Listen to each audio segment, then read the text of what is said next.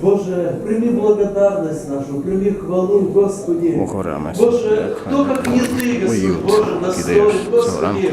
Боже, никто, Господь, никогда не слышал о таком Боге, который бы столько сделал для надеявшихся на Тебя, Господи. Ты Бог живой, Ты Бог истинный, Господь, Бог вечный, Господи. Мы благодарны Тебе, что Ты открылся нам, Боже. Мы благодарны Тебе, Господь, что Ты возлюбил нас, Господь, что Ты простил грехи наши, Господи. Слава Тебе, что Ты обитаешь среди народа Твоего, Господи. И ныне Ты знаешь, Господи, состав наш, внутренности, Ты знаешь каждое сердце, Ты знаешь, в чем мы имеем нужду, Господь. И мы молим Тебя, посети это собрание, благослови, Господь, это общение, Господи, благослови всех братьев проповедующих, всех поющих, всех послушающих, благослови, Господь, соделай, что Тебе угодно, Боже, и во всем прославляем имя Твое, Отец и Сын и Дух Святой. Аминь.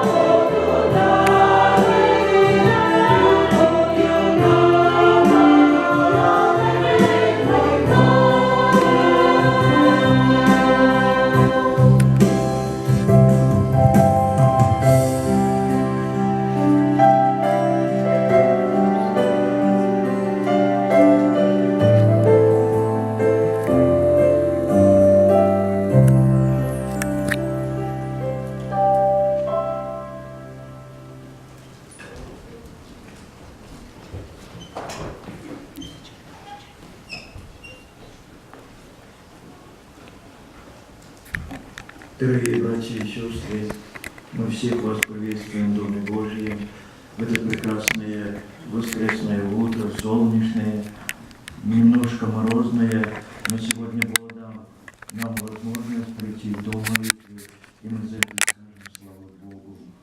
Он сохранил нашу жизнь, даровал свою милость, мы все имели, и сегодня имеем и здоровье, и силы, и пришли для того, чтобы предстать пред лицем святого и праведного Бога. Мы человеки, мы живем на земле, и нам нужна помощь. И мы пропевали сегодня песни, говорили: «Знаю, что ты всегда со мной». Я знаю, что ты всегда со мной. И некогда Бог к одному человеку сказал такое слово. Книга Бытия, 28 глава, я прочитаю 15 стих. «И вот я с тобой, и сохраню тебя везде, куда ты не пойдешь, и возвращу тебя в сию землю, ибо я не оставлю тебя, доколе не исполню того, что я сказал тебе». Когда мы услышали этот стих, наверное, нам припомнилась та история, записанная в Священном Писании, об одном человеке, который видел лестницу от земли до неба, по которой сходили и не сходили ангелы. И вот написано, что там стоит Господь и говорит такое слово. Сегодня мы слышим, Бог говорит, некогда сказал для Иакова такое слово. Сегодня оно звучит для меня, потому что все Писание богодухновенно и полезно.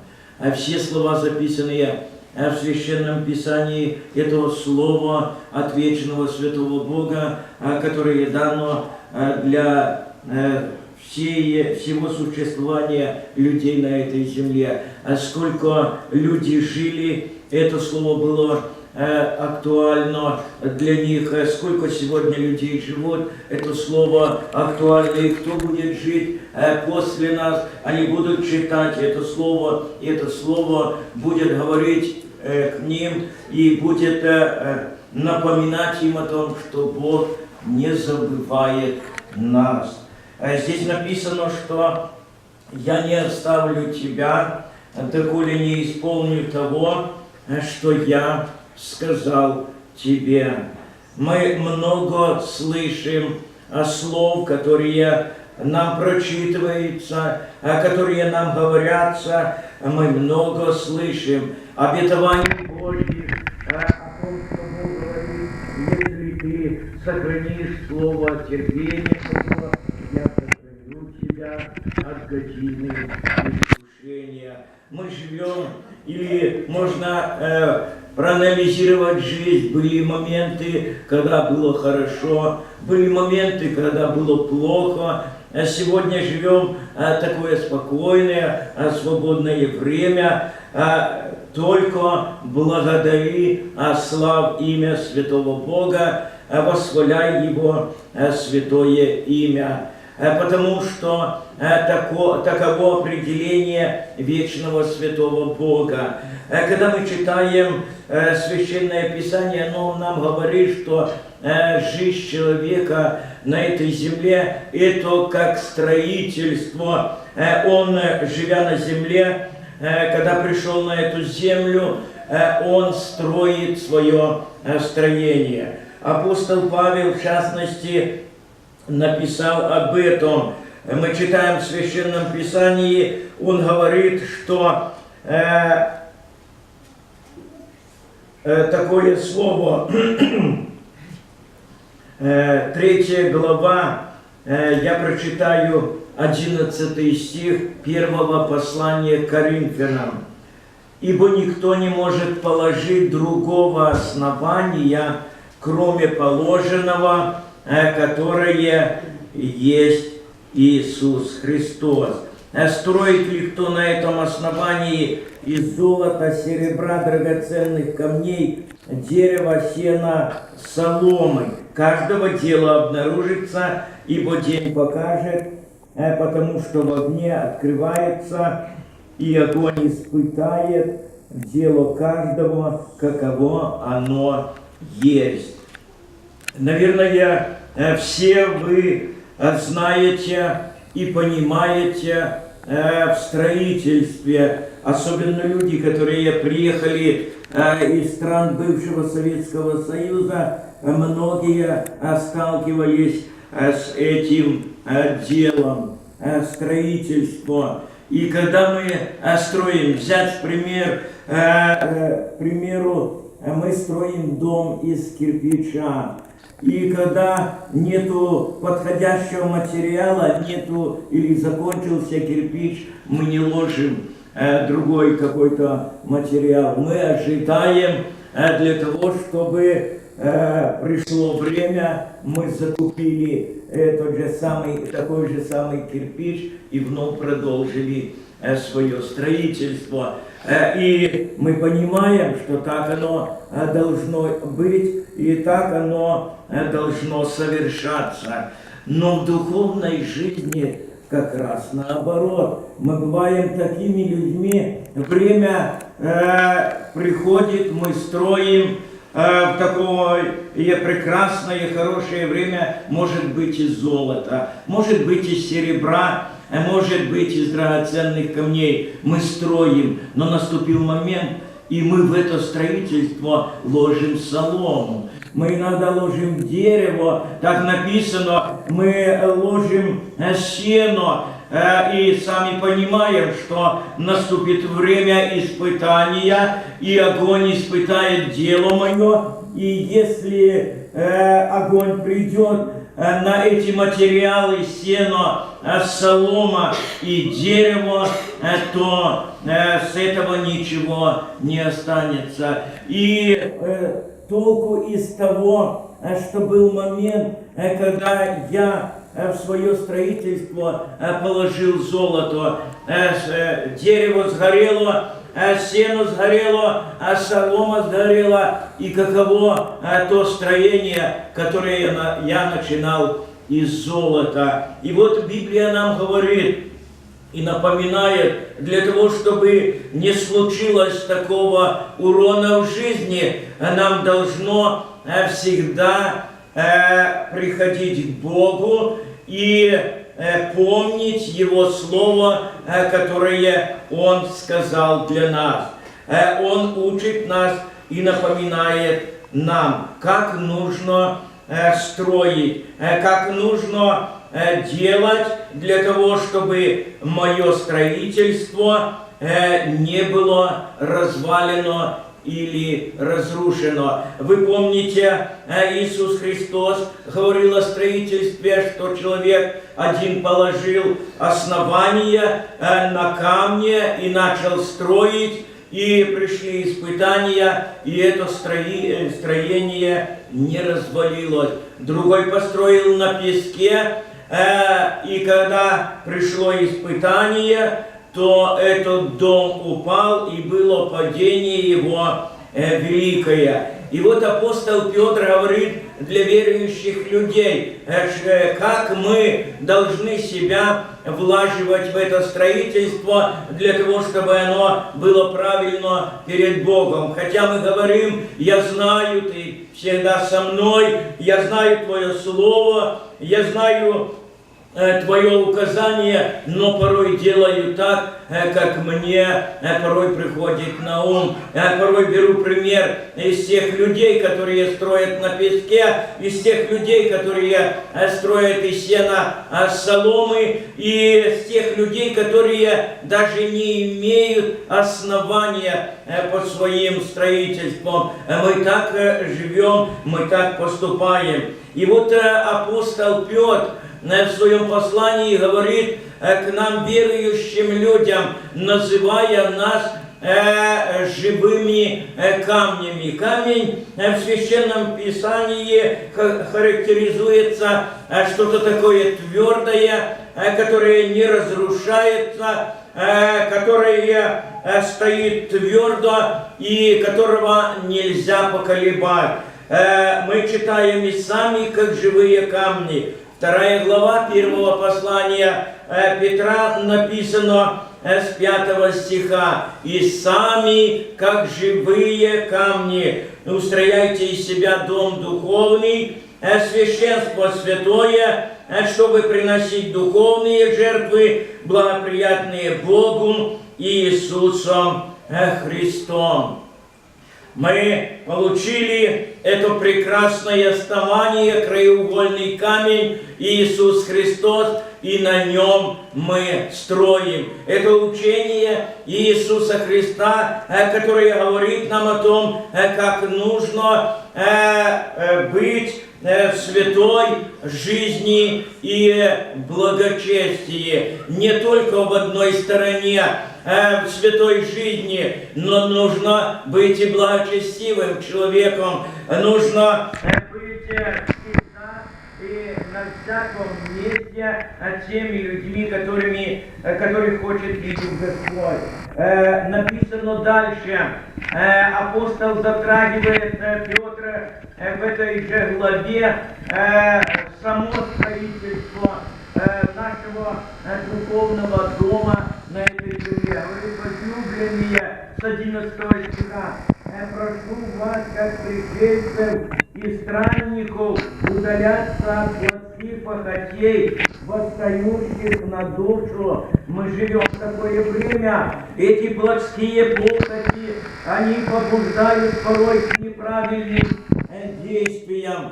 Помните, что Христос сказал, будучи на земле для людей: ищите прежде Царствие Божие, а остальное приложится вам. Если неправильно подойти к этому вопросу, и порой люди так делают, то они вначале устраивают свою жизнь на земле, ищут то, что приложится, а потом начинают искать Царствие Божие.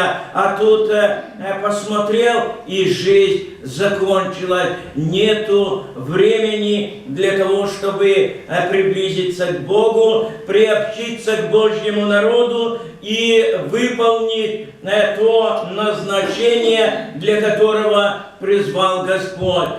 Бог каждому дал жизнь на земле, и в этой жизни дал каждому определенный труд и занятия, и определенное время, которое мы должны использовать для того, чтобы Божье строение росло, ширилось и распространялось. Для этого нужно себя заставить. Здесь написано: сами, как живые камни, устрояйте из себя дом духовный. Не написано, что бери какого-то брата или сестру, или других людей и устрояй этот духовный дом. Каждый себя должен положить на то место, на котором хочет видеть Господь. Но мы, как Библия говорит нам, что живые камни порой имеем свое рассуждение, и порой имеем свои человеческие понимания, человеческие стремления. И вот как раз мы сталкиваемся с такой трудностью вот на том месте, на котором я должен быть положен, мне кажется, по моему понятию, не подходит. Мне кажется, я должен быть где-то на виду, я должен быть где-то на первом месте. Вот так устроен человек, потому что его порой понимание не согласуется со Словом Божьим.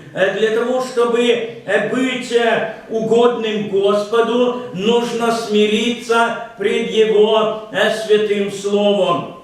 Если ты хочешь быть высоким, то стань слугою для всех. Вот таково действие Священного Писания и то определение от Господа. Но мы порой так не делаем, и Бог порой напоминает для нас и говорит: смирись пред Словом Моим, смирись пред Господом, подойди к этому очень серьезно, потому что жизнь на земле пройдет очень быстро, и ты не заметишь эти плотские похоти на этой земле заполнят твою жизнь. У тебя будет желание даже чрезмерное для того, чтобы приобретать на этой земле для временной жизни. Ты забудешь о том, что нужно заботиться о духовном человеке. И эти похоти создадут такие условия, что ты будешь на всяком месте нарушителем воли Божьей. Мы прочитаем с 12 стиха этой главы, которую записал апостол Петр в первом послании, записано так: «И провождать добродетельную жизнь между язычниками, дабы они за то, что злословят вас, как злодеев, увидя добрые дела ваши, прославили Бога в день посещения». Мы должны заботиться об этом, мы должны так поступать. Может быть, мне и невыгодно, мне некомфортно будет в таком состоянии, но я должен понимать, что я Божье дитя. Мы читаем слова Иисуса Христа, которые Он сказал: «Вы соль земли», чтобы сохранять этот мир от разложения. Христиане посеяны или поставлены в этом мире для того, чтобы своими добрыми делами удерживать мир от разложения. Но мы порой, называя солью, совершаем действия, которые вовсе не положены для нас. Ну, скажем, пораненный человек, если сыпать ему соль на рану, мы сами понимаем, каково будет его положение. Но почему в жизни духовной мы так делаем и так поступаем? Потому что мы забыли Слово Божье, забыли утешение, которое предлагается вам как сынам. Бог вас любит, и Бог говорит: «Я всегда с тобою и сохраню тебя». Если ты подойдешь ко мне в то время, когда ты станешь перед выбором, когда у тебя будут проблемы, и ты придешь ко мне, я помогу тебе, потому что мое слово, оно живое и действенное, оно проникает до разделения души и духа, составов и мозгов. Но когда оно не проникает, значит, мы не впустили его в свою жизнь. Итак, будьте покорны. Здесь написано: всякому человеческому начальству будьте покорны. Для Господа, цару ли, как верховной власти, правителям ли, как от Него посылаемым для наказания преступников и для поощрения делающих добро. Ибо такова есть воля Божья, чтобы мы, делая добро, заграждали уста невежеству безумных людей, как свободные, не как употребляющие свободу для прикрытия зла, но как рабы Божьи. Как часто можно сталкиваться с такими случаями в жизни: человек бьет в грудь: «Я верующий человек», но на самом деле его поступки, они не согласованы со Словом Божьим. Даже язычники не совершают таких действий, которые совершает народ Божий, я могу сказать в кавычках, называя себя народом Божьим. Божиим, называя себя мудрыми, но порой действия неправильные. Вот таково бывает наше строительство на этой земле. Почему написано, когда человек строит и придет испытание огнем, и он потерпит урон, сам вроде спасется, но как бы из огня.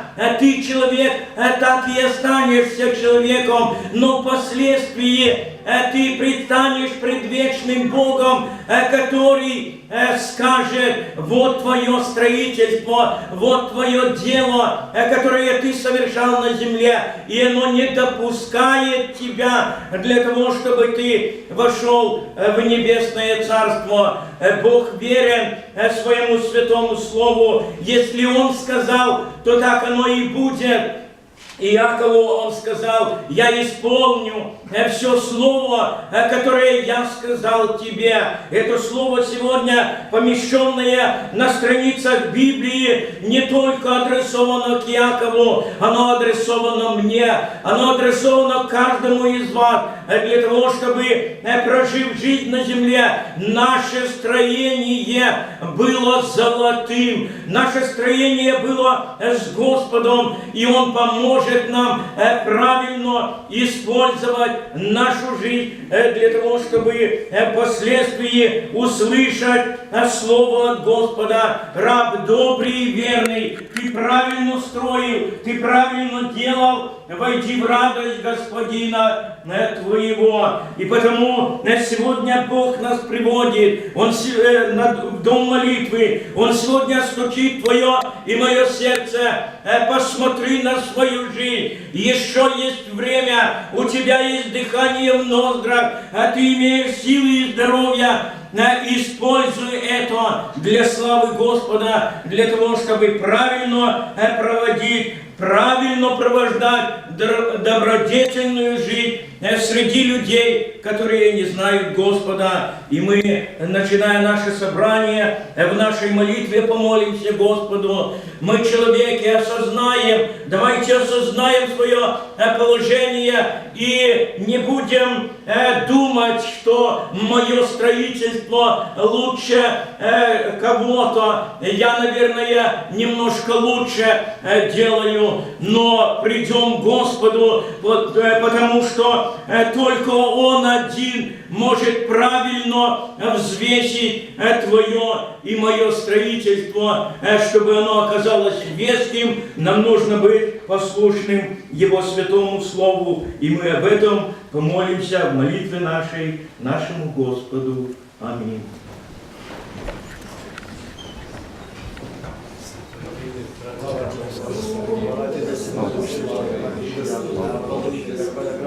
Все тебя благодарю, Господи,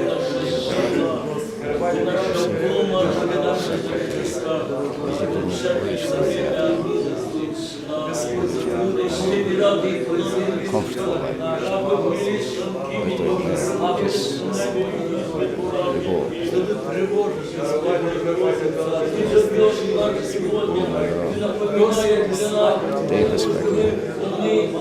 Краще слова, більше слова.